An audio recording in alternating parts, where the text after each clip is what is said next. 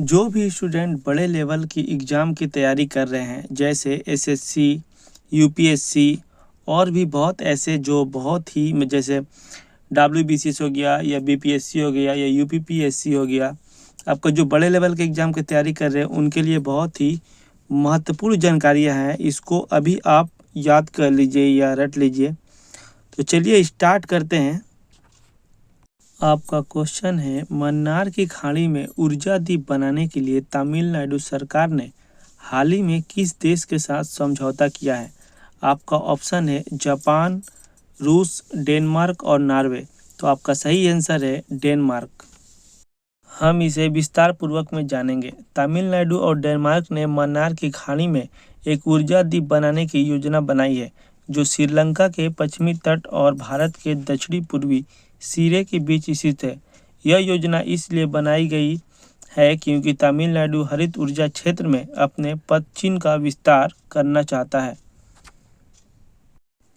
Next question है, एशियाई विकास bank ने हाल ही में किस राज्य में जल पूर्ति के बुनियादी ढांचे के विकास के लिए 112 मिलियन डॉलर की मंजूरी दी है? आपका ऑप्शन है गोवा, झारखंड, मध्य प्रदेश और मेघालय। तो आपका सही आंसर है झारखंड। हम इस आंसर को विस्तार पूर्वक में जानेंगे। भारत सरकार और एशियाई विकास बैंक ने झारखंड राज्य में जल आपूर्ति की बुनियादी ढांचे को विकसित करने के लिए 112 मिलियन डॉलर के ऋण पर हस्ताक्षर किए हैं, यानी सिग्नेचर किए हैं। झारखंड के 4 शहरों में सेवा वितरण में सुधार के लिए यह ऋण शहरी स्थानीय निकायों की क्षमताओं को भी मजबूत करेगा। नेक्स्ट क्वेश्चन है, भारत के दक्षिणी छोर का नाम क्या है? आपका ऑप्शन है कन्याकुमारी, कालीमियर पॉइंट, निकोबार द्वीप में स्थित इंदिरा पॉइंट या फिर तिरुवनंतपुरम में स्थित कोवलम। तो आपका सही आंसर है निकोबार द्वीप में स्थित इंदिरा पॉइंट। तो इसको हम विस्तार पूर्वक जानेंगे। इंदिरा पॉइंट भारत के केंद्र शासित प्रदेश में मौजूद एक गांव है। यह गांव अंडमान निकोबार के निकोबार जिले में पड़ता है। इंदिरा पॉइंट के तहसील की बात करें तो यह ग्रेट निकोबार तहसील के अंतर्गत आता है। इंदिरा पॉइंट के बाद कोई भी भारतीय इलाका नहीं है, बल्कि यहाँ से फिर समुद्र शुरू होता है। नेक्स्ट क्वेश्चन है, नालामाला पहाड़ियाँ किस राज्य में स्थित है? आपका ऑप्शन है उड़ीसा, मेघालय, आंध्र प्रदेश या फिर गुजरात। तो आपका सही आंसर है आंध्र प्रदेश। चलिए इसको विस्तार पूर्वक में जानते हैं। नालमाला पहाड़ियाँ भारत के दक्षिणी भाग में पूर्वी घाट पर्वतमाला का भाग है, जो आंध्र प्रदेश राज्य के रायलसीमा क्षेत्र और तेलंगाना के महबूबनगर और नलगोंडा जिलों की पूर्वी सीमा पर स्थित है। ऐसे ही मोस्ट अमेजिंग जानकारी पाने के लिए आप इस चैनल को सब्सक्राइब कीजिए, ताकि ऐसे ही जानकारी आपके लिए मैं लाता रहूं। और ये बहुत ही इम्पोर्टेंट क्वेश्चन है, सभी को आप याद कर लीजिए। और इसीलिए मैं आपको विस्तार पूर्वक में बता रहा हूँ, ताकि आप एग्ज़ाम में किसी भी क्वेश्चन को मिस ना करें और अपना मेरिट लिस्ट में हाईएस्ट मार्क्स लाए। चलिए नेक्स्ट क्वेश्चन को देखते हैं। हाँ, और एक बात आपको बोल रहे हैं, ये जो आपका आंध्र प्रदेश ऑप्शन है, आंध्र प्रदेश जो आपका ऑप्शन है, अगर ये ऑप्शन ना देकर आपको रायलसीमा या तेलंगाना या महबूबनगर और नलगोंडा अगर आपको एग्जाम में ऑप्शन देता है तो आप इस पर टिक कीजिएगा। अगर आंध्र प्रदेश ऑप्शन ही ना रहा तो आप ये अगर 3 ऑप्शन दे रहा है तो आप इस पर टिक कीजिएगा, आपका आंसर सही होगा। आपको विस्तार पूर्वक में इसलिए बता रहे हैं ताकि आप सही आंसर को टिक कीजिए एग्जाम में। तो चलिए नेक्स्ट क्वेश्चन को जानते हैं। नेक्स्ट क्वेश्चन को, डायनामाइट के आविष्कारक निम्नलिखित में से कौन है?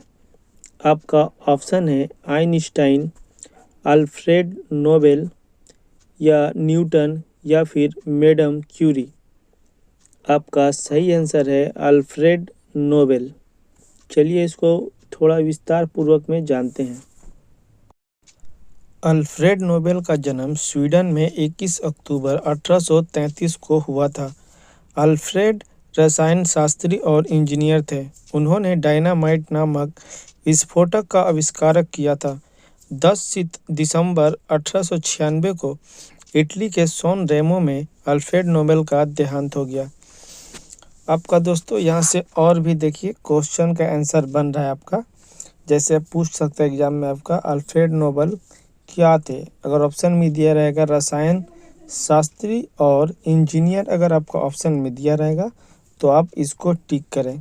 ये आंसर आपका बिल्कुल ही सही होगा। और एक और क्वेश्चन है आपका, इनका जन्म कब हुआ और इनका मृत्यु कब हुआ। अगर ये भी ऑप्शन में आपका आ रहा है, मतलब क्वेश्चन के हिसाब से जैसे जन्म कब हुआ, तो आप ये मारिएगा 21 अक्टूबर 1837 और उनका मृत्यु कब हुआ, तो ये आपका 10 दिसंबर 1896 को हुआ। कहाँ पे हुआ, तो इटली के सैन रेमो में इनका हुआ। तो आपको ऐसे ही क्वेश्चन में घुरा फिरा के एग्ज़ाम में क्वेश्चन देता है, आपको सिर्फ पकड़ के रखना है और अपना जो माइंड है उसका बैलेंस संतुलन करना है, मतलब बैलेंस बनाना है। ज़्यादा टेंशन नहीं लेना है आपको एग्ज़ाम में, सोच समझ कर सही आंसर पे टिक मारना है। तो चलिए नेक्स्ट क्वेश्चन को देखते हैं आगे। निम्नलिखित में किनके सिक्के संगीत के प्रति उनका प्रेम दर्शाते हैं। आपका ऑप्शन है मौर्यों के, चोलों के, गुप्तों के या फिर नंदों के। तो आपका यहाँ पे सही आंसर है गुप्तों के। चलिए इसको विस्तार पूर्वक में जानते हैं। विस्तार में जानेंगे। गुप्तों के सिक्के संगीत के प्रति उनका प्रेम दर्शाते हैं। समुद्रगुप्त के सिक्कों पर उसे वीणा वादन करते हुए दिखाए जाने से यह पता चलता है कि समुद्रगुप्त संगीत प्रेमी था। आपका नेक्स्ट क्वेश्चन है, हड़प्पा के काल का तांबे का रथ किस स्थान से प्राप्त हुआ है। आंसर आपका ऑप्शन है कुड़ाल, रागी गढ़ी, दैमाबाद या फिर बनवाली। तो आपका सही आंसर है दैमाबाद। तो चलिए दैमाबाद के बारे में कुछ विस्तार से जानते हैं। हड़प्पा कालीन ताम्ररथ दैमाबाद से प्राप्त हुआ है। यह पूरा स्थल महाराष्ट्र प्रांत में स्थित है। तो यहाँ से आपका एक और आंसर बनता है, ये कहाँ पे स्थित है। अगर पूछ देगा दैमाबाद तो आप कहाँ बोलिएगा, महाराष्ट्र प्रांत में स्थित है। आपका ये अगर ऑप्शन वहाँ पे दिया रहेगा महाराष्ट्र, तो आपको इसी को आंसर टिक कीजिएगा। आपका नेक्स्ट क्वेश्चन है, मुद्रा आपूर्ति किसके द्वारा नियंत्रित की जाती है। ऑप्शन है वित्त आयोग, योजना आयोग, भारतीय रिजर्व बैंक या फिर व्यापारिक बैंक। तो चलिए इसका आंसर आपको बता रहे हैं। आंसर है इसका भारतीय रिजर्व बैंक। इसको विस्तार में जानते हैं। आमतौर पर किसी भी देश में इस मात्रा पर उस देश का केंद्रीय बैंक नियंत्रण रखता है। मसलन भारत में यह जिम्मा भारतीय रिजर्व बैंक का है। मुद्रा आपूर्ति को केंद्रीय बैंक मुद्रा छापकर बढ़ा सकता है। अभी तक हमने जितने भी जानकारी आपको दिए वो आपको कैसा लगा, वो भी विस्तार पूर्वक में। ऐसे ही जानकारी पाने के लिए आप इस channel Musahib GS and GK updates को सब्सक्राइब कर सकते हैं और अपने दोस्तों को भी सेंड करें ताकि उनका भी नॉलेज इम्प्रूव होता रहे। Thank you.